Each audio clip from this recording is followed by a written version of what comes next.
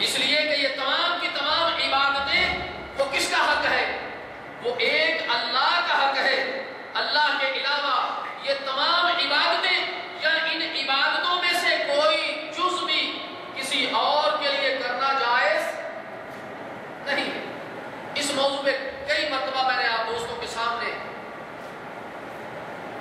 باتیں رکھی ہیں، تو آج ہم اپنی اس گفتگو میں چند ایسی چیزیں آپ دوستوں کے سامنے عرض کریں گے جن کی وجہ سے ایک اچھا بھلا مسلمان، جس کی طرف میں نے اشارہ کیا کہ نام بھی مسلمانوں جیسا، طور طریقے مسلمانوں جیسے، ذکر و اذکار کرنے والا، نمازیں پڑھنے والا، حج عمرے کرنے والا، صدقہ و زکات کرنے والا، نذر و نیاز دینے والا، اور اپنے آپ کو یہ سمجھنے والا کہ میں اللہ کی عبادت کر کر کے ایک ایسے مقام پر پہنچ چکا ہوں کہ جس مقام پر پہنچنے کے بعد جنت اور میرے درمیان میں کوئی شے بھی حائل نہیں ہے۔ اپنے گمان میں، اپنے تصور میں اپنے آپ کو یہ بڑا اونچا سمجھ رہا ہوتا ہے، لیکن اس سے کچھ ایسی غلطیاں سرزد ہو جاتی ہیں جن کی وجہ سے کیا دھرا تمام کا تمام غارت جاتا ہے۔ چیزیں بہت ہیں، وقت کے پیش نظر آج میں اپنی اس گفتگو میں 10 چیزوں کو کوشش کروں گا کہ آپ کے سامنے میں رکھوں، تاکہ یہ 10 چیزوں سے ہم خود بھی اور اپنے اہل و عیال کو بھی، اور جہاں تک ہمارا تعلق ہے ایسے لوگوں کو ایسی چیزوں سے بچنے کے لیے ہم دعوت دیں، تاکہ وہ ایسی چیزوں سے بچ جائیں اور ان کی دنیا بھی سنور جائے اور آخرت بھی ان کی بن جائے۔ یہ مختصر چیزوں میں جو پہلی چیز ہے وہ ہے اللہ تعالیٰ کی عبادات میں کسی کو شریک ٹھہرانا۔ اللہ تعالیٰ جل شانہ کی عبادات میں کسی کو شریک ٹھہرانا۔ جس طرح میں نے اشارتاً آپ سے یہ کہا کہ جتنی بھی عبادتیں ہیں جو رب ہم سے چاہتا ہے وہ کس کا حق ہے؟ وہ اللہ کا حق ہے، جس کی چند صورتیں میں نے آپ کے سامنے رکھی ہیں۔ نماز کے اندر رکوع بھی ہے، سجود بھی ہے، قیام بھی ہے، عاجزی اور انکساری بھی ہے، اپنے آپ کو اس رب ذوالجلال کے سامنے حقیر سمجھنا بھی ہے۔ اسی طرح اللہ کے گھر کا طواف کرنا ہے، اللہ کے دیے ہوئے مال میں سے اس اللہ کے راستے میں خرچ کرنا ہے، اللہ کے دیے ہوئے مال میں سے جانور کو خرید کر اس کے راستے میں اس کو ذبح کرنا ہے، ذکر اور اذکار ہیں، یہ ساری کی ساری کیا ہے؟ اللہ تعالیٰ کی عبادتیں ہیں۔ ہم مخلوق ہیں، ہمارا خالق وہ اللہ ہے۔ جس رب نے ہمیں پیدا کیا ہے، اس رب نے ہمارے لیے کچھ عبادتوں کا طریقہ متعین کیا ہے، کچھ عبادتیں اور کچھ فرائض ہمارے ذمہ لگائے ہیں، اور جس رب نے یہ فرائض ہمارے ذمہ لگائے ہیں وہی سب سے بڑا حقدار ہے اس چیز کا کہ ہم اپنی عبادتوں کو اسی کے لیے سر انجام دیں۔ رب کائنات نے قرآن مجید فرقان حمید میں ارشاد فرمایا، قل ان الصلاتی ونسکی ومحیای ومماتی للہ رب العالمین۔ اے میرے پاک پیغمبر علیہ الصلوۃ والسلام، آپ ان سے کہہ دیجئے قل ان الصلاتی، میری نماز، ونسکی، میری قربانی، ومحیای، میرا زندہ رہنا، ومماتی، اور میرا مر جانا، للہ رب العالمین، کس کے لیے؟ ایسے رب کے لیے جو تمام جہانوں کا رب ہے۔ یہ وہ دلیل ہے جو ثابت کرتی ہے کہ ہماری یہ عبادتیں کس کے لیے ہونی چاہیے؟ اللہ کے لیے۔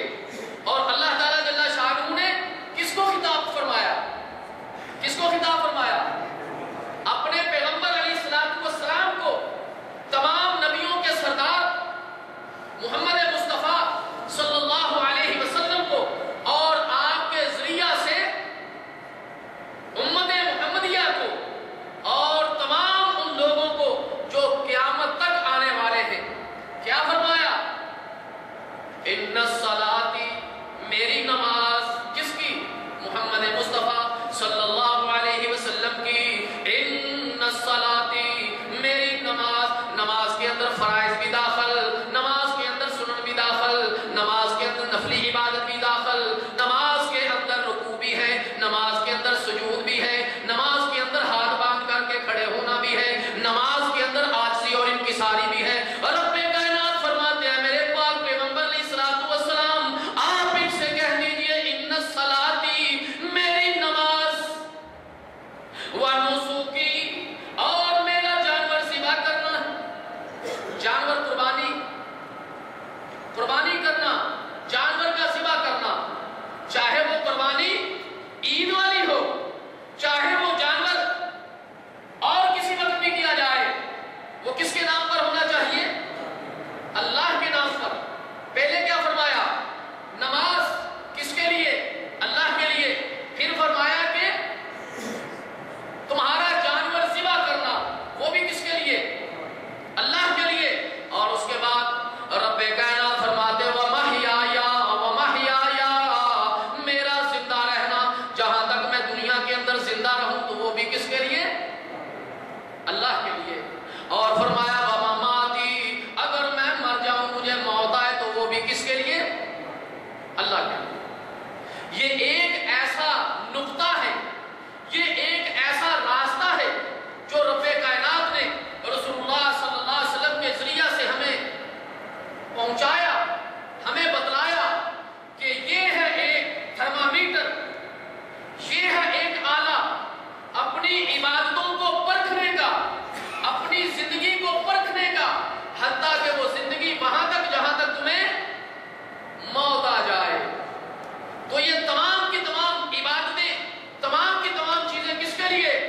رب کائنات فرماتے ہیں للہ رب العالمین، ایسے رب کے لیے تیری نماز، تیرا رکوع اور تیرا سجود، تیری قربانی کرنا، تیرا جانور کو ذبح کرنا، تیرا زندہ رہنا اور تیرا مر جانا کس کے لیے ہو؟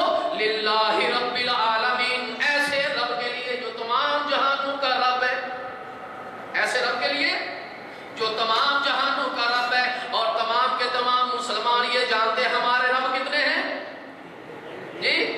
ہمارا رب ایک ہے، دو نہیں، تین نہیں. رب کائنات فرماتے قل هو اللہ احد، قل هو اللہ احد، کہہ دیجئے کہ اللہ ایک ہے، اللہ ایک ہے ہمارا رب. اللہ وہ کتنے ہیں؟ ایک ہے. عیسائیوں کی طرح تین نہیں. مسلمانوں کا یقین اور ایمان کہ ان کا اللہ ایک ہے. اللہ قل هو اللہ احد، ان کے اللہ کتنے ہیں؟ ایک اللہ ہے. تو یہ جو عبادات ہیں کس کے لیے ہونی چاہیے؟ اسی ایک اللہ کے لیے. اور وہ اللہ رب العالمین، تمام جہانوں کا پیدا کرنے والا، وہ رب ہمارا خالق، ہم اس کی مخلوق. وہ ہم سے چاہتا کہ یہ میرے بندے جن کو میں نے دنیا کے اندر بھیجا یہ میری عبادت کر کے آئیں، اور میری عبادت جب کر کے آئیں اور میرے نبی کے طریقے کا ذریعے سے اور آخری امت کے نبی محمد مصطفیٰ صلی اللہ علیہ وسلم میرے نبی میرے پاک پیغمبر علیہ الصلوۃ والسلام کے طریقے کے ساتھ کر کے آئیں تو میں ان کو دنیا میں بھی کامیابی سے ہمکنار کروں گا، اور آخرت میں بھی میں نے ان کے لیے جنت الفردوس تیار کر رکھی ہے. لیکن اگر کوئی شخص اپنی یہ عبادتیں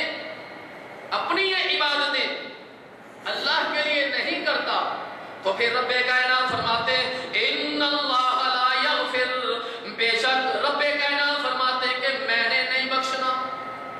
رب کائنات فرماتے ان اللہ لا یغفر، اللہ نے نہیں بخشنا.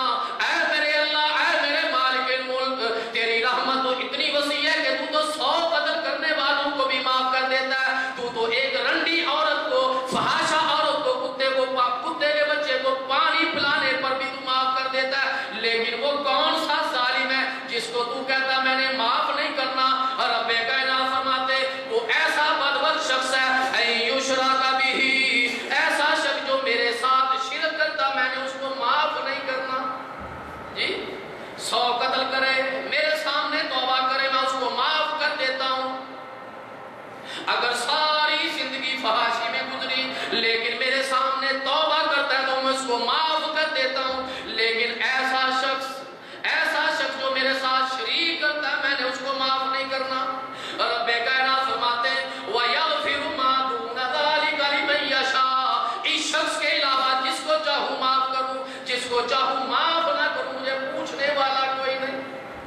جی بڑے سے بڑے گناہ کو رب معاف کر سکتا ہے، لیکن یہ ایسا گناہ ہے اگر زندگی میں کیا اعمال بھی برباد ہو گئے اور اگر اسی پر موت آ گئی تو رب کائنات فرماتے میں نے اس کو معاف نہیں کرا۔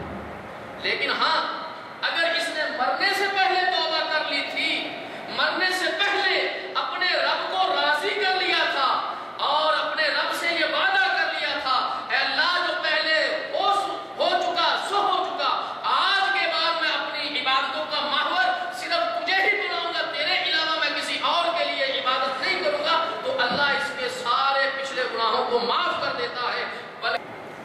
جی اللہ اکبر۔ اور رب کائنات فرماتے ہیں وَمَن يُشْرِكْ بِاللَّهِ، جس شخص نے اللہ کے ساتھ شریک کیا فَقَدِ افْتَرَىٰ اِثْمًا عَظِيمًا، اس نے بہت گناہ اور بڑا بہتان باندھا۔ جی وَمَن يُشْرِكْ بِاللَّهِ، جس نے اللہ کے ساتھ شرک کیا فَقَدِ افْتَرَىٰ اِثْمًا عَظِيمًا، اس نے تو رب پر بہتان باندھ دیا اور اس نے بہت بڑا جرم کیا۔ اور ایک اور جگہ ایسے شخص کے بارے میں رب کائنات دو ٹوک فیصلہ فرماتے ہوئے سورہ مائدہ کی آیت نمبر 72 میں رب کائنات فرماتے انہو من یشرک باللہ فقد حرم اللہ علیہ الجنہ ومأواہ النار وما للظالمین من انصار۔ یقین کر لو یہ پکی بات ہے، اس کے اندر ذرہ برابر بھی شک والی بات نہیں۔ انہو من یشرک باللہ، جو شخص اللہ کے ساتھ شریک کرتا ہے فقد حرم اللہ علیہ الجنہ، اللہ نے اس پر جنت کو حرام کر دیا، اللہ نے اس پر جنت کو حرام کر دیا۔